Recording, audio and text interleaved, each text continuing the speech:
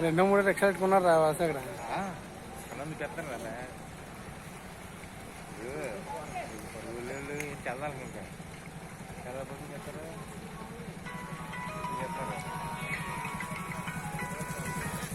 రాజు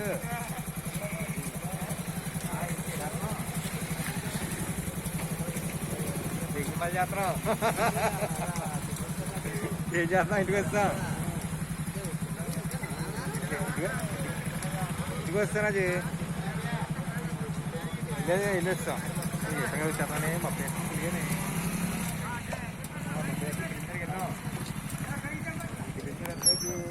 ఎవరు రాలేదండి